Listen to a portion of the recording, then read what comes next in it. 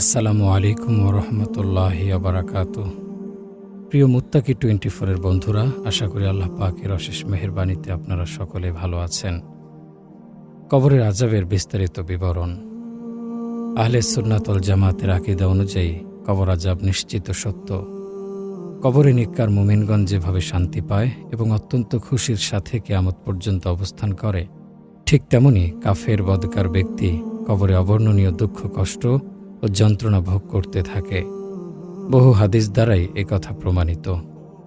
একবার হযরত আয়েশা সিদ্দিকা রাদিয়াল্লাহু আনহার নিকট এক ইহুদি স্ত্রীলোক এসে কবর আযাবের কথা আলোচনা করল এবং বলল, আ'আযাকিল্লাহু মিন আযাবিল কবরি, অর্থ আল্লাহ তোমাকে কবর আযাব থেকে রক্ষা করুন। এরপর হযরত আয়েশা সিদ্দিকা রাদিয়াল্লাহু আনহা রাসূল সাল্লাল্লাহু আলাইহি ওয়াসাল্লামের নিকট এ সম্পর্কে প্রশ্ন করলে তিনি ইরশাদ করেন, নাম আযাবুল কবরি হাক্কুন, হ্যাঁ, কবর আযাব সত্য।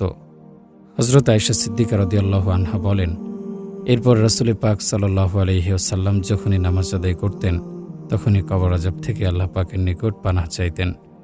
হযরত ওসমান জিন্নুরাইন রাদিয়াল্লাহু আনহু যখন কোনো কবরের নিকট দাঁড়াতেন তখন এমনভাবে ক্রন্দন করতেন যে তাতে পবিত্র দাড়ি চোখের পানিতে ভিজে যেত। তাকে প্রশ্ন করা হলো, আপনি বেহেশত দোজখের আলোচনার সময় তো কাঁদেন না, কিন্তু কবর দেখে এমনভাবে কাঁদেন কেন? হযরত ওসমান রাদিয়াল্লাহু আনহু উত্তরে বললেন, রাসূল সাল্লাল্লাহু আলাইহি ওয়াসাল্লাম ইরশাদ করেছেন, নিশ্চয়ই কবর হলো আখিরাতের মঞ্জিলসমূহের প্রথম মঞ্জিল। সুতরাং এই মঞ্জিল থেকে নাজাত পেলে পরবর্তী মঞ্জিলসমূহের চেয়েও আহসান হয়ে যাবে। আর যদি এখান থেকে নাজাত পাওয়া না যায় তাহলে পরবর্তী মঞ্জিলসমূহ এর চেয়েও কঠিন হয়ে পড়বে। কবরে আযাব দানকারী ভয়ানক অজগর। হযরত আবু সাঈদ খুদরী রাদিয়াল্লাহু আনহু এক বর্ণনায় বলেন, রাসূল পাক সাল্লাল্লাহু আলাইহি ওয়াসাল্লাম ইরশাদ করেছেন, নিঃসন্দেহে কবরে কাফেরদের জন্য ৯৯টি অজগর নির্দিষ্ট করে দেয়া হয়। ওইগুলো তাদেরকে কিয়ামত পর্যন্ত দংশন করতে থাকবে। সেগুলোর বিষ এতই মারাত্মক যে সেগুলোর একটি সাপ জগতের উপর নিঃশ্বাস ছাড়লে এখানে আদৌ কোনো উদ্ভিদ জন্মাবে না। অর্থাৎ আলোচ্য অজগরগুলোর বিষক্রিয়া এমন যে তার একটি অজগরও যদি একবার জগতের দিকে নিঃশ্বাস ছাড়ে তাহলে তার বিষের প্রতিক্রিয়া এমন হবে যে জমিন সামান্যতম ঘাস উৎপাদন করতেও সক্ষম হবে না। আজকাল যুদ্ধাস্ত্র, অ্যাটম বোম ইত্যাদি দেখে রাসূল পাক সাল্লাল্লাহু আলাইহি সাল্লামের বাণীর মর্ম উপলব্ধি করা একেবারেই সহজ। কবরের আযাবের কারণে আর্তনাদ এবং লোহার গুর্জ দিয়ে প্রহার। হযরত বারা ইবনে আযিব রাদিয়াল্লাহু আনহু বর্ণনা করেন, রাসূল পাক সাল্লাল্লাহু আলাইহি ওয়াসাল্লাম ইরশাদ করেন, সাওয়াল জবাবের সময় কাফেররা যখন বলবে, হায় হায় আমি জানি না, তখন আসমান থেকে এক ঘোষক ঘোষণা করবেন, সে মিথ্যা বলছে। তার নিচে আগুন বিছিয়ে দাও, তাকে আগুনের কাপড় পরিয়ে দাও এবং তার জন্য দোজখের একটি দরওয়াজা খুলে দাও। অতঃপর দরওয়াজা খুলে দেয়া হবে, তখন এই দরওয়াজা দিয়ে দোজখের ভীষণ তাপ ও উত্তপ্ত লোহা বইতে শুরু করবে। কবর সংকীর্ণ করে দেয়া হবে, ফলে তার একদিকের পাঁজরের হাড় অন্যদিকে চলে যাবে। এরপর তাকে প্রতিনিয়ত আযাব দেওয়ার জন্য একজন আযাবদানকারীকে নিয়োগ করা হবে। এ আযাবদানকারী হবে অন্ধ ও বধির। তার কাছে থাকবে লোহার গদা। এ গদা এমন ভারী ও মারাত্মক হবে যে তা দ্বারা পাথরের উপর আঘাত করলে তা ধুলায় পরিণত হয়ে যাবে। অতঃপর আরও বলেন, ওই গদা দিয়ে একবার মারার সাথে সাথেই ওই ব্যক্তি ধুলা হয়ে যাবে। অতঃপর পুনরায় তার দেহে রূহ ফিরিয়ে এনে জীবিত করা হবে। দ্বিতীয়বার আঘাত করা হবে। এভাবে শাস্তি চলতে থাকবে। বুখারী ও মুসলিম শরীফের এক বর্ণনায় আছে, গদার আঘাতে সে এত জোরে চিৎকার করতে থাকে যে জিন ও মানুষ ব্যতীত নিকটবর্তী সবকিছুই তার বিকট চিৎকার শুনতে পায়। এখানে এরূপ প্রশ্ন জাগা স্বাভাবিক যে জিন ও ইনসানকে মৃত ব্যক্তিকে এ রূহ প্রহার করার এবং তার চিৎকারের শব্দ শোনানো হয় না কেন? এর উত্তর হলো, শোনানো হলে জিন ও ইনসানের সাথে কবর জগতের একটি মাধ্যম সৃষ্টি হয়ে যেত। কবর আযাব দেখানো হলে কিংবা সেখানকার বিপদগ্রস্ত ব্যক্তির চিৎকারের শব্দ শোনানো হলে মানুষ অবশ্যই ঈমান আনবে এবং নেক আমল শুরু করে দেবে। অথচ আল্লাহ পাকের নিকট ঈমান বিল গায়েব অর্থাৎ না দেখে বিশ্বাস স্থাপন করাই হচ্ছে গ্রহণযোগ্য। মানুষ কেবল হযরত রাসূল পাক সাল্লাল্লাহু আলাইহি ওয়াসাল্লামের কথা শুনে বিশ্বাস করবে ও মেনে নেবে।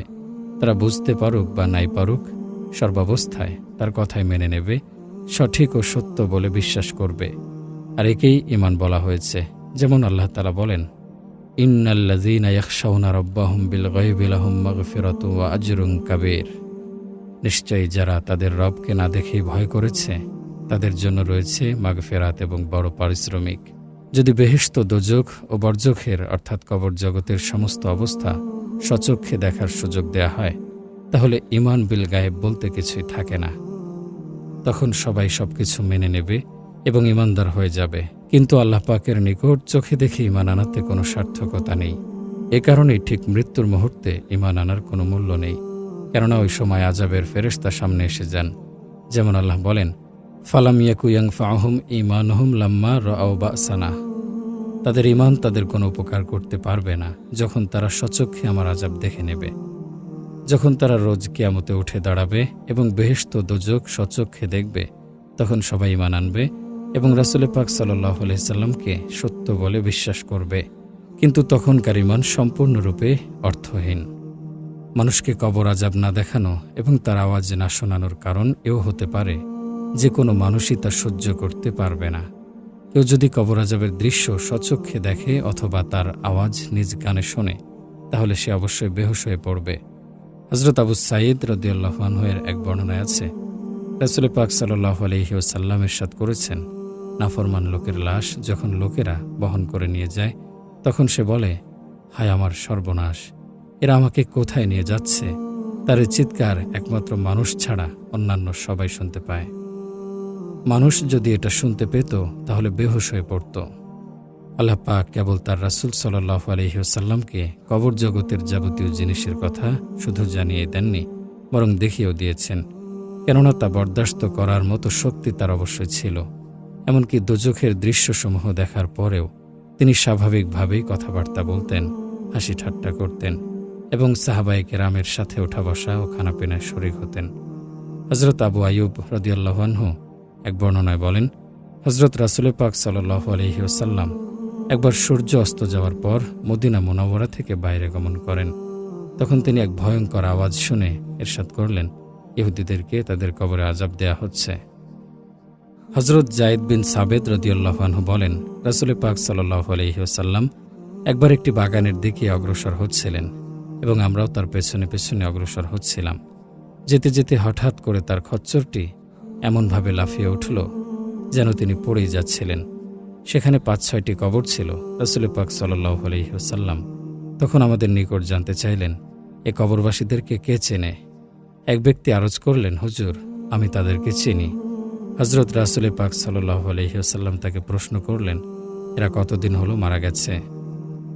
লোকটি বলল, তারা শিরকের যুগে অর্থাৎ মুশরিক অবস্থায় মারা গেছে।